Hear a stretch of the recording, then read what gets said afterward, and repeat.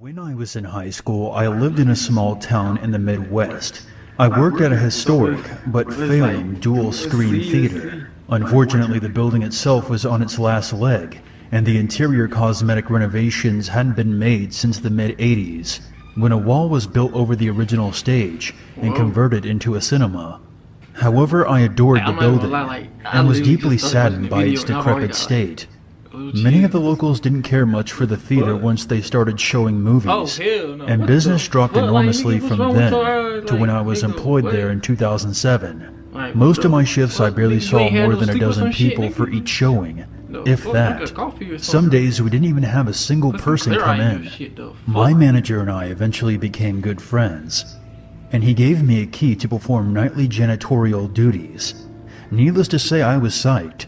I loved the idea of coming in after hours to work and try to make the theater look more presentable and not a typical smelly discount shithole.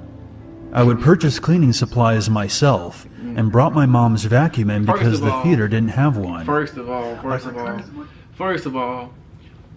bitch, I work for you, so why the fuck am I buying cleaning supplies? That's number one, you got me fucked up, nigga. You supposed to supply cleaning supplies. I'm already cleaning the shit out, so why the fuck would I do that? But let's continue though. Let's continue. Tried as much as a 17-year-old could to make the place more attractive, because it seemed everyone else gave up on her. One Friday night at around 12 a.m., I decided to borrow my uncle's steam cleaner to clean up the seats in the second theater.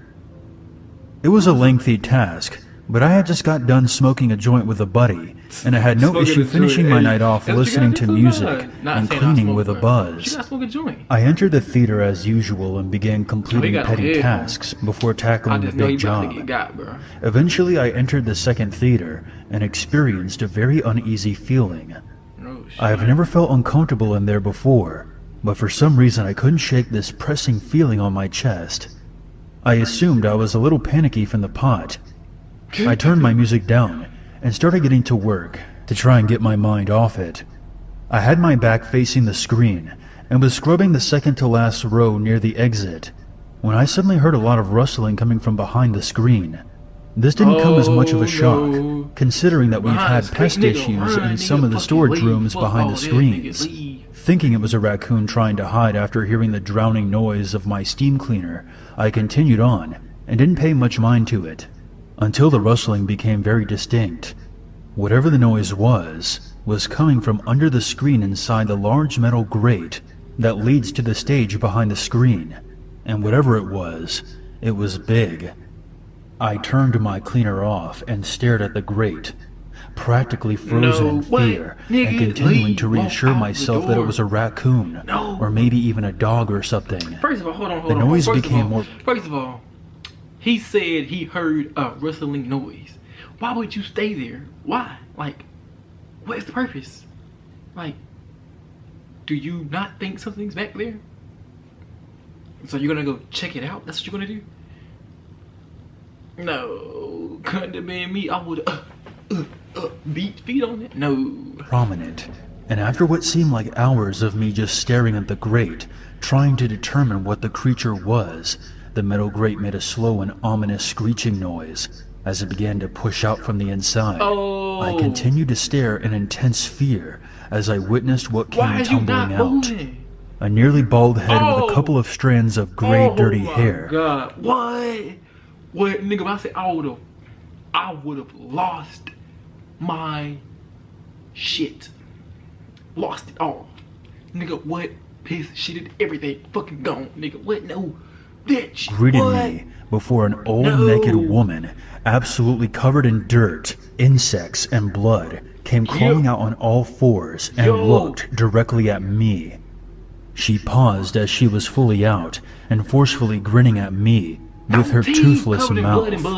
I'm not sure how much time went by, but I honestly felt like my feet had melted into the floor. I truly thought I was hallucinating. The way she was positioned like that seemed unreal, and although I was terrified, I think I was more perplexed by her contour. I thought she was a character from Silent Hill I had hallucinated, and that I was tripping on some really bad weed. This is what was playing over and over again in my mind, until she started crawling very quickly towards me without saying a single word. maintaining her grin with her head cocked back and her yeah, she about to eat sagging that breasts bouncing back and forth, hitting her bloody arms and smearing dirt and blood together.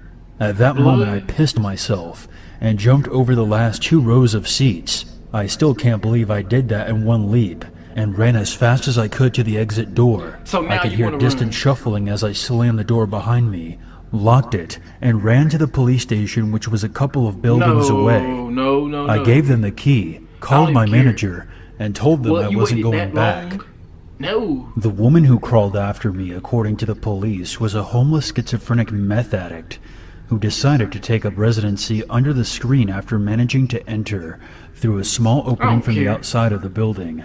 Meth addict When or they not, I don't arrived, care. she was crawling around in circles in the lobby. It appeared to them that she had been staying there for at least a week to shoot up meth, and she more than likely watched me on my janitor days, grinning that toothless grin as I swept away, unaware of her being there. It was definitely the absolute scariest If she's been moment there of for a my while, life, how did you not know and that she was needless to there? say, I stopped coming in by myself to clean up. Since then, the place has closed and is completely boarded up.